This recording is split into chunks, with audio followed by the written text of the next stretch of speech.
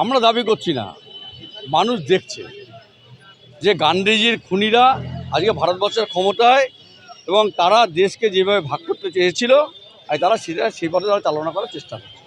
এই পথে ভারতের মানুষ, ভারতের সাধারণ জনগণ তার বিরুদ্ধে প্রতিবাদ করছে এবং প্রতিবাদ করছে বলেই একের পর এক নির্বাচনে এরা জোর চুরি করে ছাড়া জিততে পারছে না। আপনারা রিসেন্টলি উড়িষ্যার ইলেকশন রেজাল্ট আপনারা দেখেছেন যে কী পরিমাণে কোনো জায়গাতে বুথে ভোট বেশি গুনেছে, কোনো জায়গার বুথে ভোটই গোনেনি।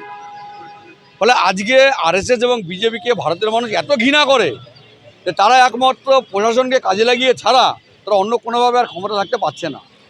এটাই তার প্রমাণ।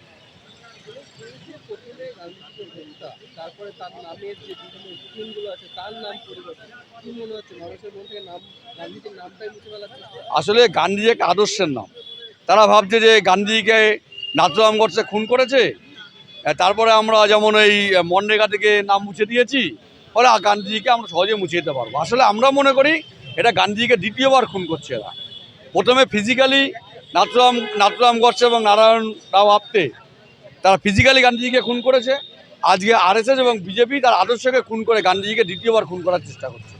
তারা দৈহিকভাবে গান্ধীজিকে খুন করতে সক্ষম হলেও গান্ধীজি আদর্শকে তারা খুন করতে পারবে না এবং তাদের প্রচেষ্টা ব্যর্থ হবে।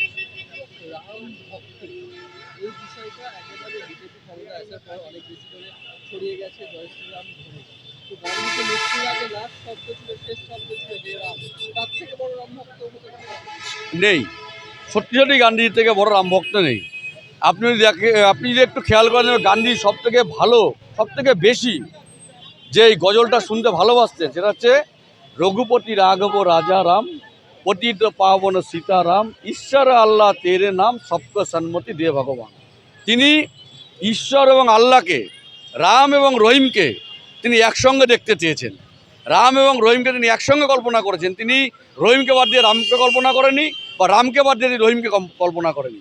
ফলে গান্ধীজির আদর্শ আজকে যারা আমি মনে করি যে 1948 সালের 30শে জানুয়ারি তারা দৈহিকভাবে গান্ধীজিকে খুন করেছিল, আজকে তারা আদর্শগতভাবে দ্বিতীয়বার গান্ধীজিকে খুন করার চেষ্টা করছে।